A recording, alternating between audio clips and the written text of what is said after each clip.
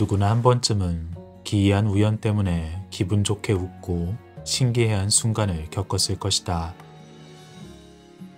방금 머릿속을 스쳐간 노래가 라디오에서 흘러나오고 오랫동안 연락이 끊긴 친구가 생각난 날에 그 친구에게서 전화가 온다. 나는 이런 종류의 우연에 거의 평생을 깊이 매료되어 있었다.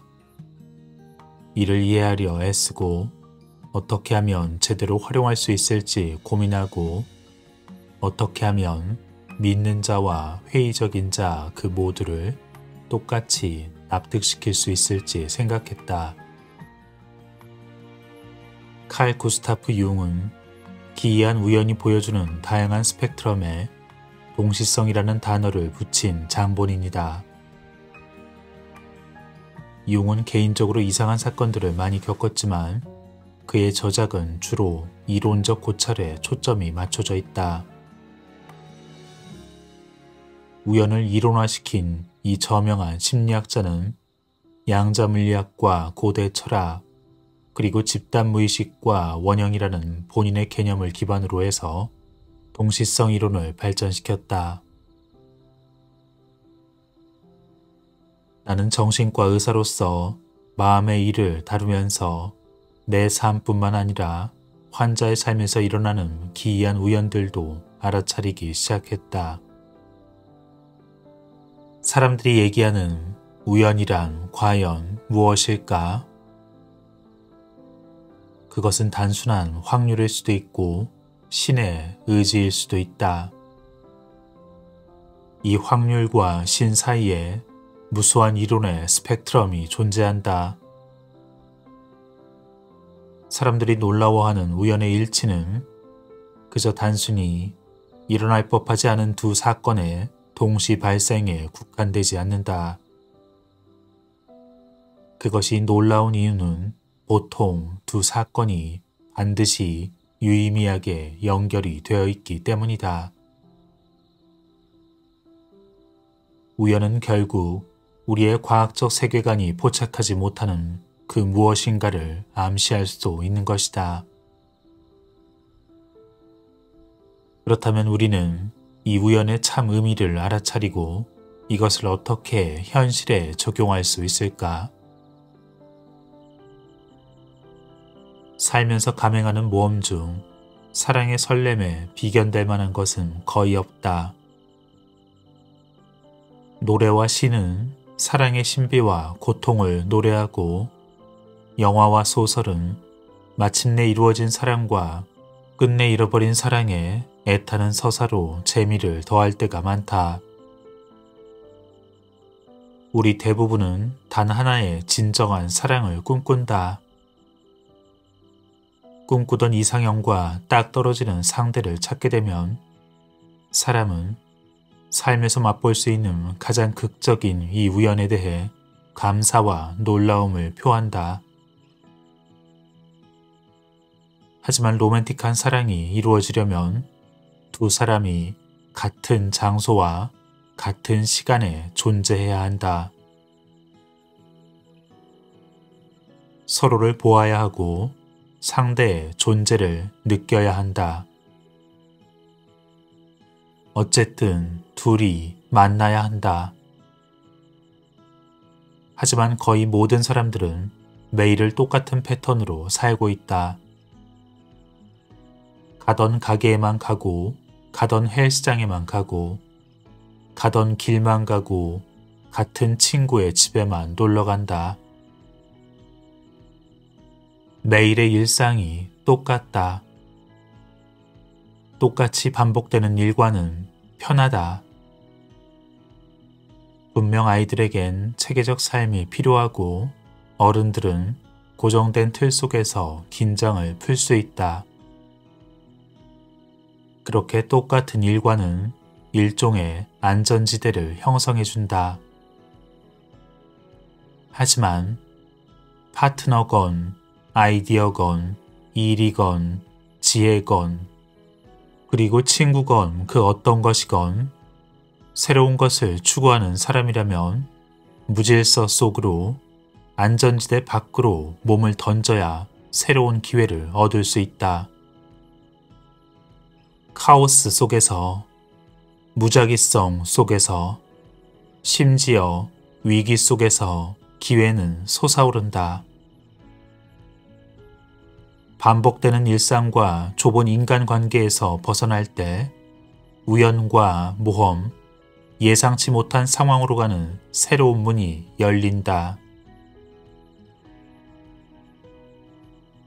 피트와 메리는 캘리포니아주 마린 카운티의 수영장 파티에서 처음 만났다. 두 사람은 서로에게 호감이 있었지만 각자 사귀는 사람이 있었고 이름만 주고받은 채 둘은 그렇게 파티장을 떠났다.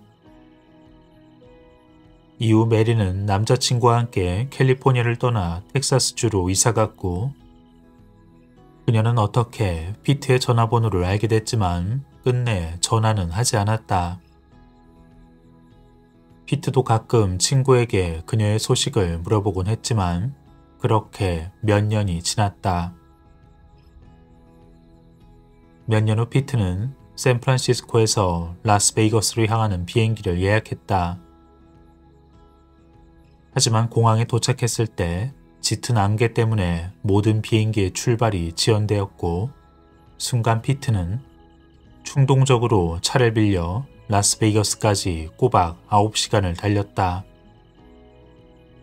그러다 문득 모하비 사막 마을에 살고 있던 옛 친구가 떠올랐고 그는 그 집에 들러 하루를 묵기로 했다. 하지만 도착한 곳에 친구는 없었고 그는 어쩔 수 없이 근처의 모텔로 들어갔다.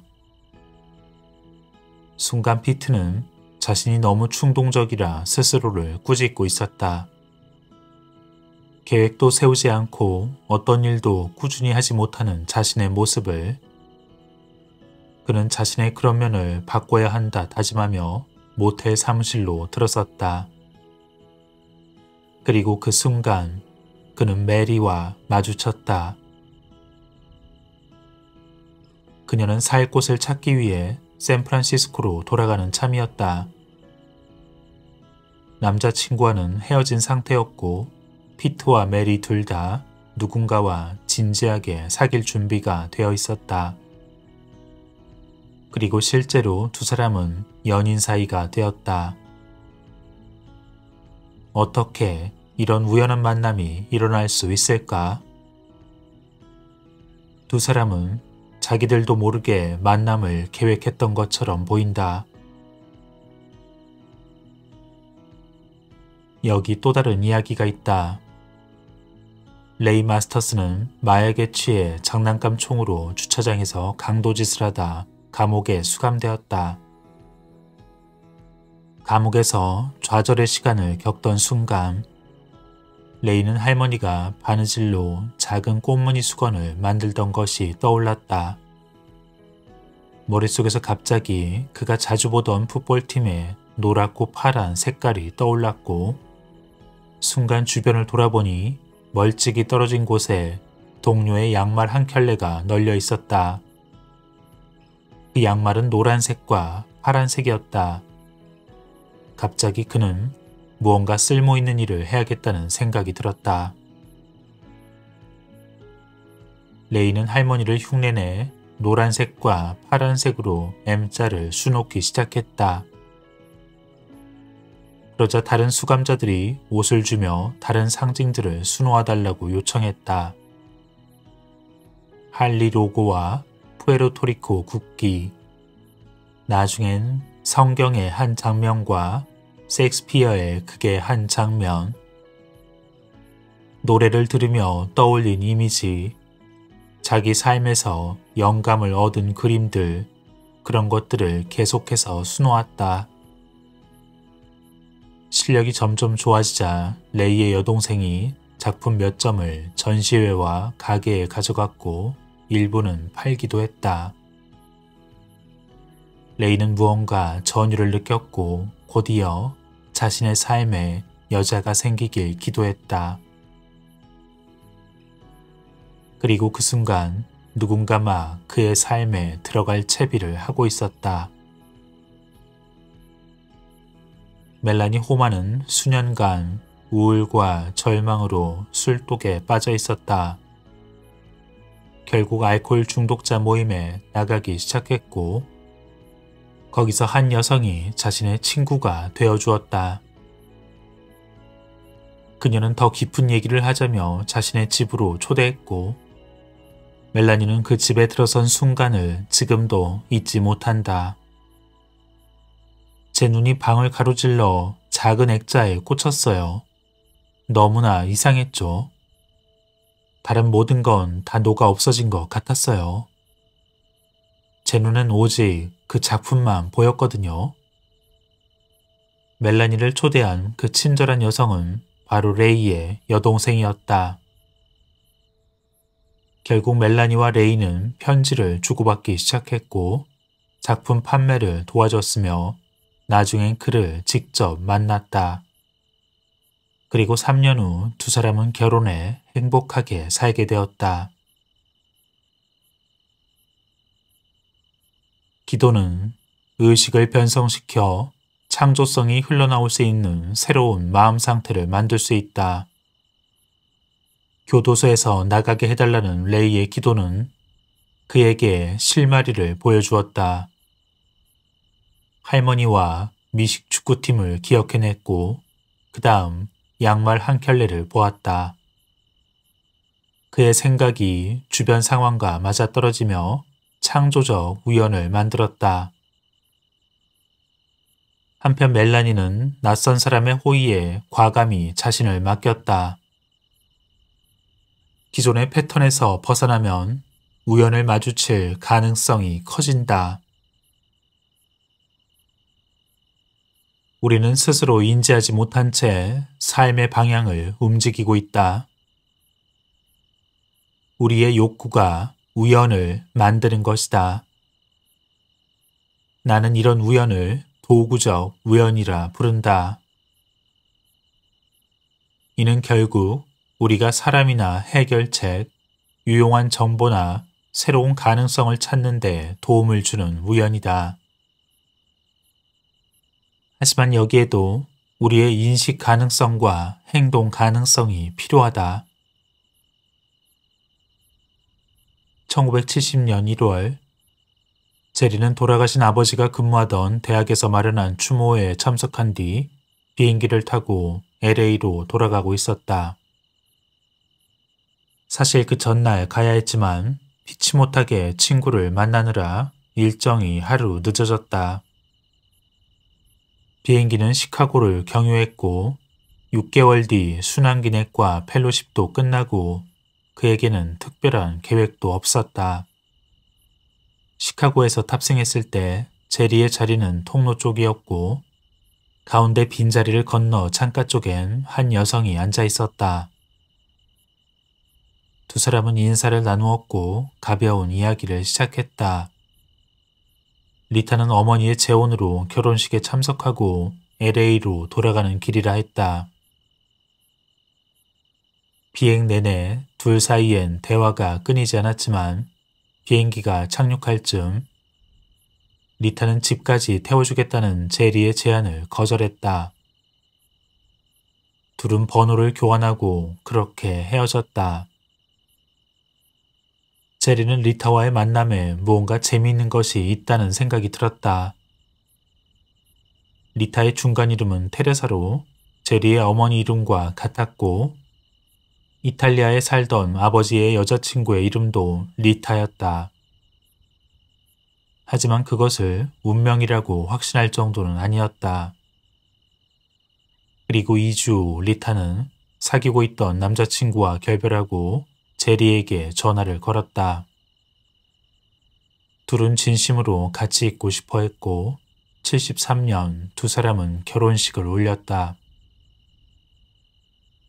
시간이 흐른 후 제리는 아버지가 두 사람을 나란히 앉혀주었다 생각했다. 정말로 하늘이 맺어준 인연이라고 말이다. 또는 추도식에 참석하고 불쌍하게 된 고등학교 친구를 만나는 둥 사람들에게 할 일을 다한 행위가 두 사람을 이어주는데 한몫했을지도 모른다. 제리가 친구를 만나지 않았다면 돌아가는 비행기가 하루 늦춰지지 않았을 테니 말이다. 또한 제리는 이 만남에서 각자의 역할이 분명히 있다고 믿는다. 그는 시기적으로 다양한 가능성을 열어두고 있었고 의사수련이 마무리되면서 전국 어디에서건 취직할 수 있었다. 한편 리타는 만족스럽지 못하던 연인관계를 막 청산하려던 참이었다. 또한 제리와 리타가 만났을 때 둘은 중대한 가족 행사를 치렀던 터라 감정이 고조된 상태였다. 문자 그대로 두 사람은 변화의 시기를 지나고 있었다. 좁게는 비행기를 타고 한 장소에서 다른 장소로 이동 중이었고 넓게는 인생의 한 국면이 끝나가는 상황이었다. 이렇듯 변화의 시기엔 새로운 가능성의 문이 활짝 열린다. 이때 이들은 준비가 돼 있었고 삶의 사건에서 비롯된 감정이 멍석을 깔아주었다. 같은 비행기에 나란히 배정된 두 자리. 두 사람은 자신에게 주어진 그 선택의 기회를 붙잡을 만큼 분명히 깨어 있었다. 하지만 그 세부 사항의 미스테리야 누가 알까? 로맨틱한 우연이 일어나려면 어떤 욕구가 있어야 한다. 그 욕구는 보통 어떤 것이 필요하다는 감각 또는 심상이 될 수도 있다. 그리고 반드시 현실 세계에 적극적으로 뛰어들어 필요한 사람과 물건, 아이디어 등이 나타나도록 노력해야 한다. 휴가를 가고 사막의 기이한 호텔에 묵고 파티에 가고 혹은 친절한 낯선 사람의 집에 놀러 가다 보면 그렇게 우리의 일상적 일과에서 과감히 탈피한다면 우리가 매일같이 사용하는 이 세상에 대한 지각의 필터가 깨져버린다. 결국 이게 나라는 그 기존의 고정관념에서 벗어날 때 우리는 색다른 방식으로 주변 사람과 환경에 연결될 수 있다. 그렇게 의식이 변성되면 우리는 아무 이유 없이 어떤 행동을 할 수 있다. 그리고 바로 그 행동이 우리의 욕구를 충족시켜줄 우연을 창조한다. 의식적 의도 없이 하는 이 행동이 알지만 안다는 사실을 알지 못하는 것, 바로 우리 무의식의 직접적 결과다. 의미 있는 우연이 사실은 흔하게 일어난다는 사실을 알게 된다면 우리는 일상생활에서 우연을 기대하게 된다. 그렇게 예상치 못했던 것을 예상할 때 우연은 일상의 굳건한 부분이 될 것이다.